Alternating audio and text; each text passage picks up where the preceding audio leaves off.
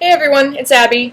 So I wanted to bring this topic up again. I've already done one or two videos on the topic of bullying, but I feel it's still very relevant. I'm a Sunday school teacher. I'm still around some high school kids, so it's obviously still relevant based on what I hear and see. And insecurity seems to be becoming even more of a problem as the younger generations grow up. So just my 2 cents on the topic. This is sort of an open letter to bullies and kind of my take from the victim side of things. Like I mentioned before, I was bullied for being in band and doing other various things that I guess weren't so mainstream at the time. So I've never heard of a bully grow up to be this super successful person that makes a positive difference in the world, at least not without some sort of major life change. I mean, think about it. Think about the bullies in your life. Are they in prison, or are they out doing humanitarian work? Are they on the street somewhere, kind of wasting their life away, or are they running a Fortune 500 company? Do they hurt other people because they're happy? No, quite the opposite. They bully others in order to hide their own insecurity. They do it to prove to themselves and to other people that they're not weak. They cover up their emotional weaknesses and self-esteem issues by preying on others in hopes of bringing them down to the level that they're on. I mean, think about it. For example, why would I feel the need to pick on someone that plays soccer? I don't play soccer. I'm into athletics now, in my 20s, but back in the day I was into music. But at the same time, even though that doesn't seem like something that I would bully someone over, I was bullied on by jocks for being in band. Okay, I don't play football. They were all football players.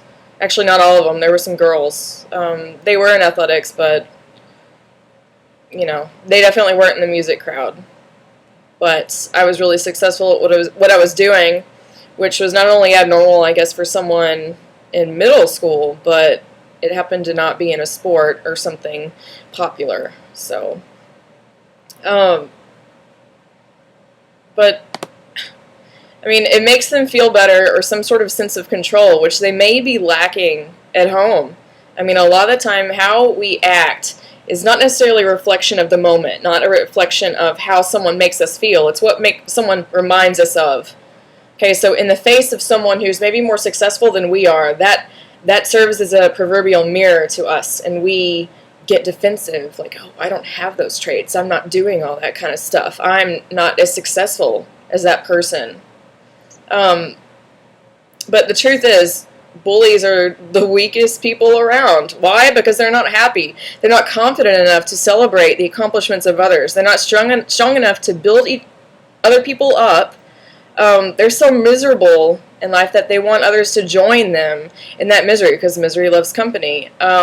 They're so easily threatened by the talent, success, and well-being of others. Now, do bullies sound all big and tough? No.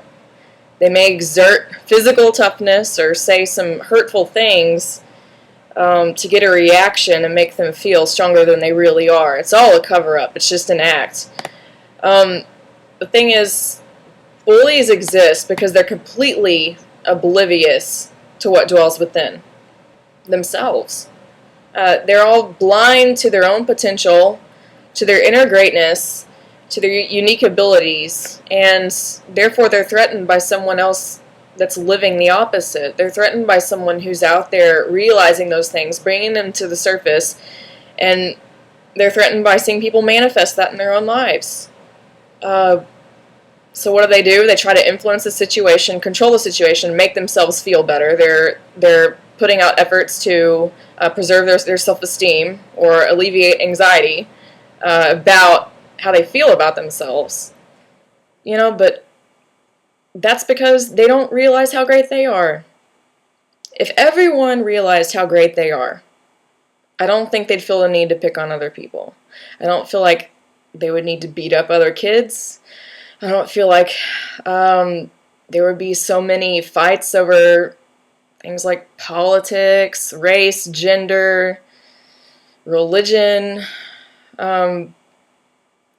So it just really baffles me being the age I am and been through what I've been through, for me to come to these realizations.